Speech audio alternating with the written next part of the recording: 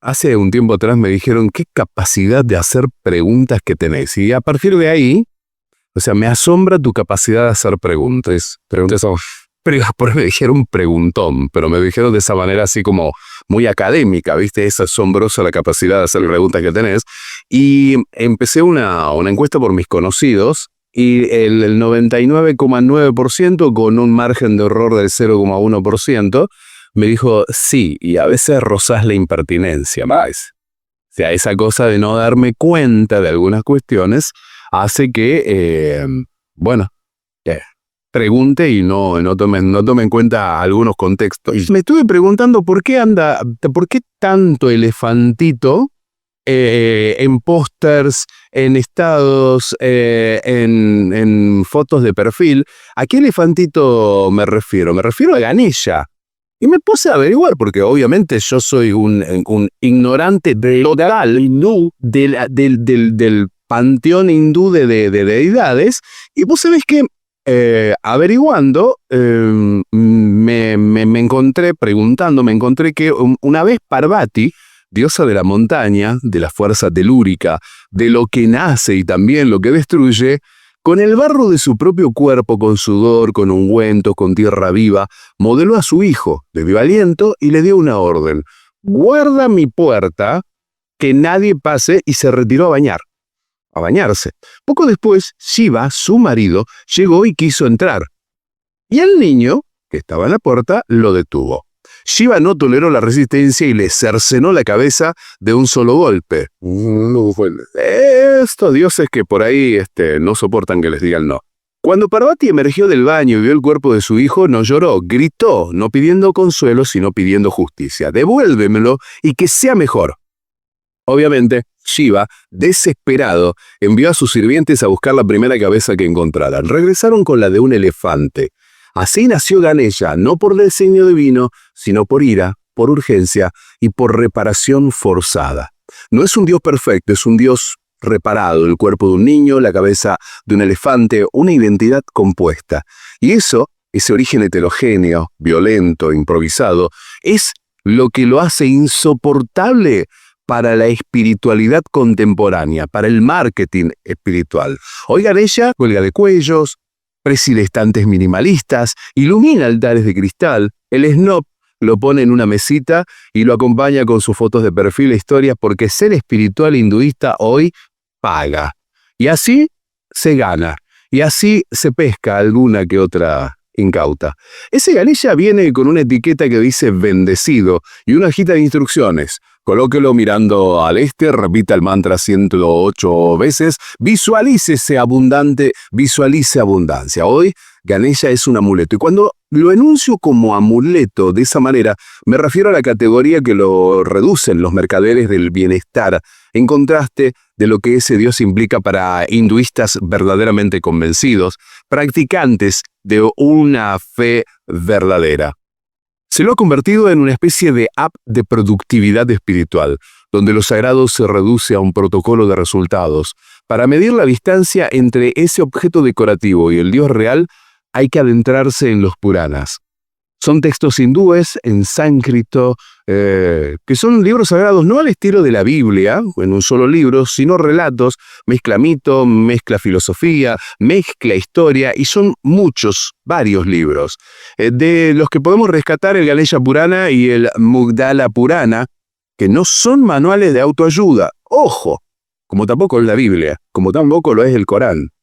Son crónicas de un ser salvaje. Ganesha devora montañas, miente para ganar, pierde batallas, se enoja sin remordimiento, se ríe con los ojos entrecerrados. No hay armonía garantizada. Como señala Paul Cartwright en Ganesha, el señor de los obstáculos, el señor de los comienzos, su ambivalencia es constitutiva.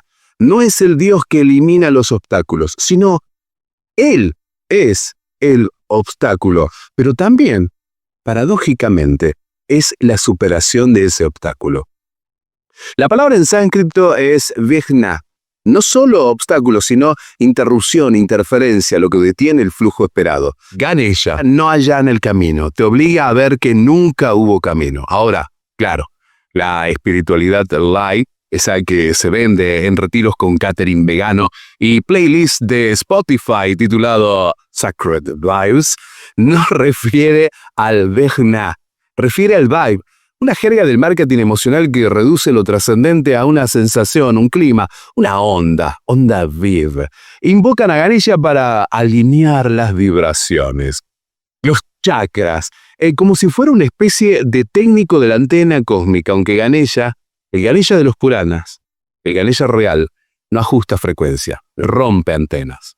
Su primer acto, antes de escribir el Mahabharata, antes de bendecir a nadie, fue arrancarse un colmillo con su propia mano y arrojárselo a la luna, que se había reído de su cuerpo híbrido. La luna, partida en dos, desde entonces crece y mengua. Es el ciclo del orgullo herido y de la justicia imperfecta. Le enseñó a la luna, esa luna, que anunciaba que ella había hecho todo bien. Una lección que nunca más olvidó. Hoy, los talleres omiten esa escena incómoda. Prefieren hablar de gratitud, prefieren hablar de fluidez, prefieren hablar de soltar, prefieren hablar de dejar ir, como si la dignidad no exigiera, a veces, su lugar a los empujones. Y acá viene una parte que a mí me fascina. El vehículo de Ganesha.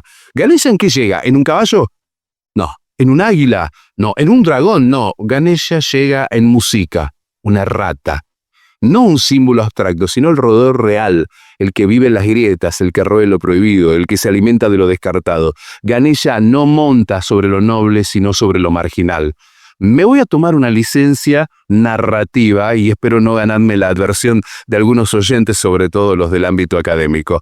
Me imagino a Freud leyendo estos textos y reconociendo en música el inconsciente, aparentemente pequeño, silencioso, incómodo, pero sin embargo, el único capaz de mover al elefante pesado de la conciencia. Ante lo dicho, el contraste con los coach espirituales es brutal. Ellos lo exhiben sobre pedestales blancos, iluminados con LED cálidos, como si la sabiduría no oliera a tierra, no oliera a sudor, no oliera a fracaso, a lo que se roe en la oscuridad hasta salir. Wendy Doninger, en Los hindúes, una alternativa histórica, lo deja en claro. Los dioses hindúes no son modelos de perfección, son espejos de nuestras contradicciones. Ganesha no es un modelo, es un espejo roto que te devuelve la imagen de la cabeza que no elegiste, el cuerpo que te dieron, el colmillo que tuviste que arrancar para defenderte y que luego usaste como pluma para escribir la verdad. Así que sí, hay quienes usan su imagen como una especie de sticker sagrado, lo ponen en el laptop, en el termo. Ganesha no está ahí. Está en el silencio que sigue al grito de Parvati, en el momento en el que aceptás que ningún comienzo es puro, que toda identidad es un parche.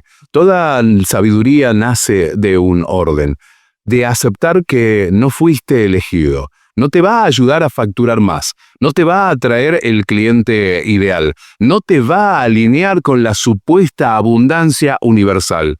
Pero, si estás dispuesto a pagar por el precio de cargar una cabeza que te dieron, no la que elegiste, si estás dispuesto a montar sobre lo despreciado, si estás dispuesto a romper el colmillo para decir algo verdadero, entonces, y solo entonces, tal vez, Ganesha, el real, se presente como camino y forma de ser del ser humano, pero no como aliado, sino como testigo incómodo que fija sus ojos en ti.